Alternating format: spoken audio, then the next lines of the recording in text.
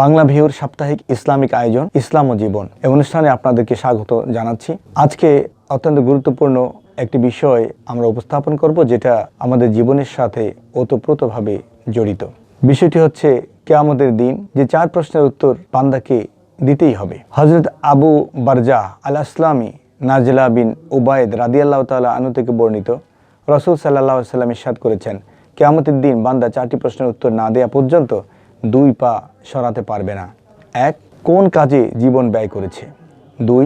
ইলম অনুসারে কেমন আমল করেছে। 3. কোন খাত থেকে সম্পদ উপার্জন করেছে এবং কোন খাতে তা ব্যয় করেছে। 4. নিজ দেহ কোথায় ব্যস্ত রেখেছে। উল্লিখিত হাদিসে রাসূলুল্লাহ সাল্লাল্লাহু আলাইহি সাল্লাম এমন 4টি বিষয়ের উল্লেখ করেছেন যার উত্তর দেয়া ছাড়া কেউ পরকালে মুক্তি পাবে না। আর এই 4টি বিষয়ের উত্তর দেয়া মানুষের জন্য তখনই সহজ হবে যখন পৃথিবীতে সে এসব বিষয়ে সচেতন থাকবে। ইসলাম মানুষকে সবসময় আত্মজিজ্ঞাসা করার নির্দেশ দিয়েছেন। মানুষ নিজের হিসাব নিকাশ নিজে করবে, ফলে আল্লাহর নির্দেশনা মতো চলা সহজ হবে এবং কিয়ামতের দিন তার জিজ্ঞাসাও সহজ হবে। সূরা হাশরের 18 নম্বর আয়াতে মহান আল্লাহ বলেন, হে মুমিনেরা, তোমরা আল্লাহকে ভয় করো এবং প্রত্যেকে যেন ভাবে আগামীর জন্য সে কি পাঠিয়েছে। তোমরা আল্লাহকে ভয় করো, তোমরা যা করো আল্লাহ সে সম্পর্কে অবহিত আছেন। আল্লামা ইবনে কাসির রহমাতুল্লাহ আলাইহি এই আয়াতের ব্যাখ্যায় বলেন, তোমাদের হিসাব গ্রহণের আগে তোমরা নিজেদের হিসাব করে নাও, পরকালের জন্য তোমরা কি কি প্রস্তুতি গ্রহণ করেছো, মহান আল্লাহর কাছে উপস্থাপনার জন্য কি কি ভালো কাজ করেছো, তোমরা তা যাচাই বাছাই করো। আত্মশুদ্ধির মাধ্যমে মহান আল্লাহর আদেশ নিষেধ পালন করা যায় পবিত্রতা সাফল্যের অন্যতম সোপান হিসেবে অভিহিত করেছেন। সূরা শামসের 9 ও 10 নম্বর আয়াতে আল্লাহ তাআলা বলেন, সেই সফল হবে যে নিজের অন্তরকে পরিশুদ্ধ করেছে, আর সেই ব্যর্থ হবে যে নিজের অন্তরকে কলুষিত করেছে।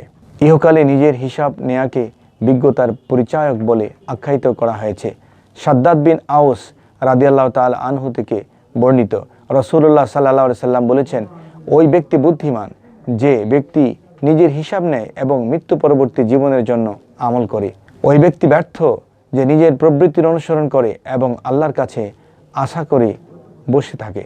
আখিরাতের চিরস্থায়ী সুখ শান্তির জন্য দুনিয়ায় নিজের হিসাব নেওয়া জরুরি। সূরা নাজিয়াতের 40 ও 41 নম্বর আয়াতে আল্লাহ তাআলা বলেন, আর যে ব্যক্তি মহান রবের সামনে দাঁড়ানোকে ভয় করে এবং প্রবৃত্তি থেকে নিজেকে বিরত রাখে, জান্নাতই হবে তার আবাস। হযরত ওমর রাদিয়াল্লাহু তাআলা বলেছেন, তোমাদের হিসাব নেওয়ার আগেই তোমরা নিজেদের কাজের হিসাব নাও, তোমাদের পরিমাপের আগেই তোমরা নিজেদের পরিমাপ করো, তাহলে আগামীকাল তোমাদের জন্য হিসাব দেয়া সহজ হবে। আর কিয়ামতের দিন মহা সমাগমের জন্য তোমরা নিজেদের প্রস্তুত করো। হযরত হাসান বসরি রাহমাতুল্লাহ আলাইহি বলেছেন, মুমিন জিন নিজের বিষয়ে দায়িত্বশীল, সে মহান আল্লাহর ভয়ে নিজের হিসাব নেবে। যারা দুনিয়ায় নিজের হিসাব নেবে, কিয়ামতের দিন তাদের হিসাব সহজ হবে, আর যারা নিজের হিসাব ছাড়াই পরকালে আসবে তাদের জন্য তা হবে কঠিন। মহান আল্লাহ সুবহানাহু ওয়া তাআলা আমাদেরকে এই 4 প্রশ্নের উত্তরের জন্য প্রস্তুতি গ্রহণ করার তৌফিক দান করেন। আমিন। আসসালামু আলাইকুম।